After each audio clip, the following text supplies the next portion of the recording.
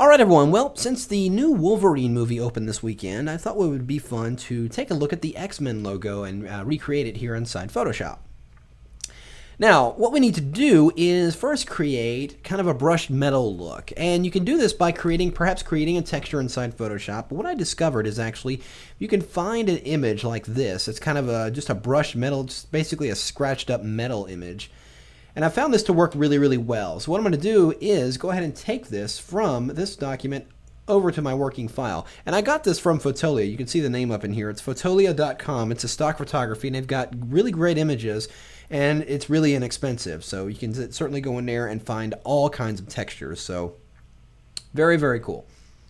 So I've dragged and dropped that metal file into this image, and let's go ahead and scale this in so it covers most of the area. So there is my background. What I'm going to do now is go ahead and run a blur on this. Let's go under the filter menu and go to blur, and we're going to choose motion blur. And set the angle at around 45 degrees and the distance at around 200, and you can see it gives me a lot of varying tones as well as that streaky metal look. And you can of course go in here and modify the distance if you want to get more of a or less of a blur on it, so like that. But about 150, 200 tends to work pretty good. In fact, I think I like 150 there. So we'll go ahead and click OK. Now I'm going to go ahead and create a new blank layer, and let's go and to our toolbar, I'm going to grab the elliptical marquee tool. Now, of course, on this new blank layer, I'm going to hold down my Option key and the Shift key. That would be Alt Shift on Windows, and start right about in the center of the document and just drag out a perfectly proportioned circle. Just like that.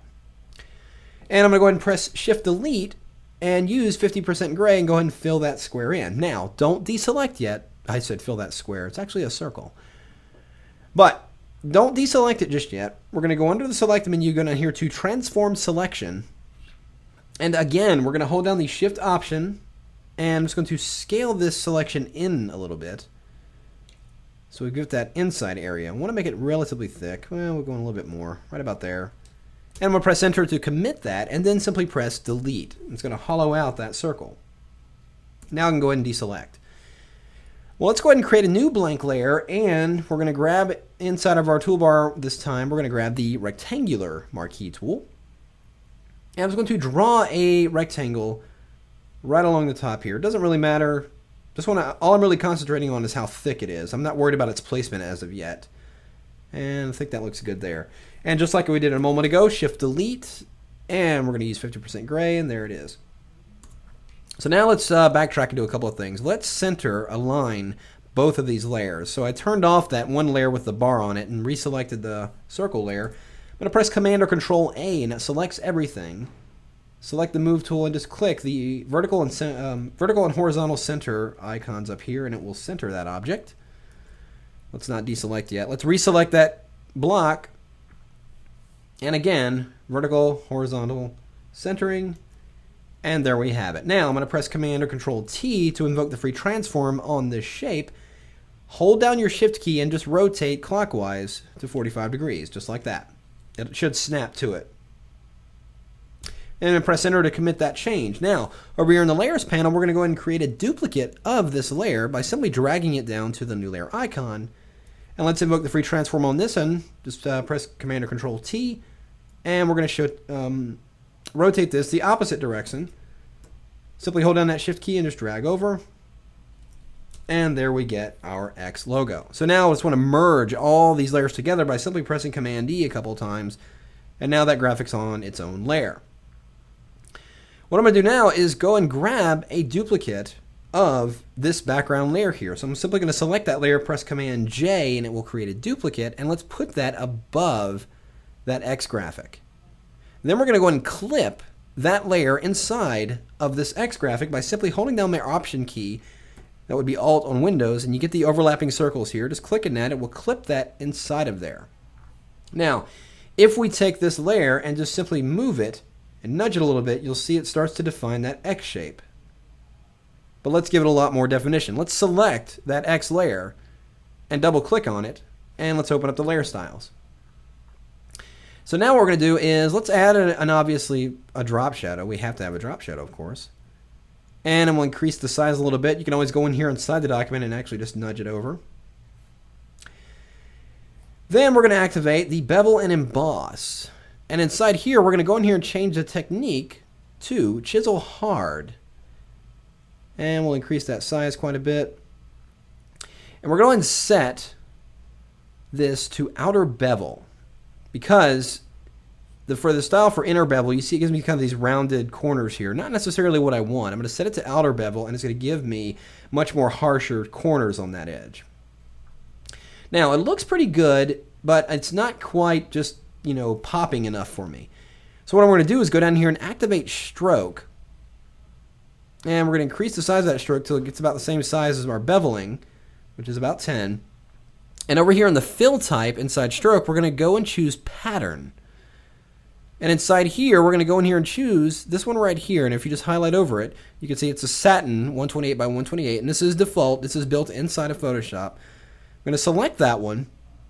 And we're going to push the scaling of this up to around 250. And you can always go in here and maneuver this around. And you can see it's giving me a cool metallic look to it. Almost like it's reflecting area around it. In fact, I'm going to increase that up to about 300 actually. So the combination of the stroke with that pattern and the beveling really gives it a little bit more definition. So if I turn off the beveling, you see we just have the stroke. It looks okay, but with that beveling, it gives it a little bit more texture, a little bit more dimension to it. It makes it looks a little bit more meaner. So let's go ahead and increase that drop shadow and just push that up a little bit. Increase the size and the distance, just so it rises it up off there a little bit more. Well, now let's give us a little bit more lighting to it by adding a simple gradient overlay inside of this layer style, and I'm going to change the blend mode to overlay. So you can see it gives a little bit more dimension. We can certainly drop that opacity down, but you can see it gives me a variation of light there instead of just that flat tone. So that looks much better.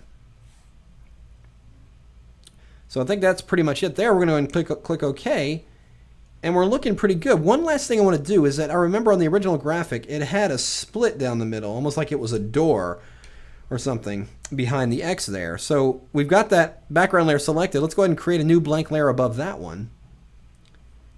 And over here in our toolbar, we're going to click and hold on the select tools, and we're going to use the single column marquee tool. And for many of you, it may be the first time you ever actually used this tool. We're going to click once and set a line. It's a 1 pixel vertical line right down the middle of the document there. And I'm simply going to press Option Delete, and it will fill my foreground color, which is black, into that layer. So it gives me that kind of a split look in there, making it look pretty cool. So there you pretty much have it, is the X-Men graphic built right from a preset or an image of a texture. Now, of course, you can go in there and always create your own texture, as I mentioned before, just by going into the file, running a little bit of noise, and running the same motion blur on it to get the same brushed metal effect there. But there you have it, the X-Men logo. Go see the movie. In fact, I did go see the midnight showing last night, and it is really good movie this time around. So check it out and have fun with it, and we'll see you next time.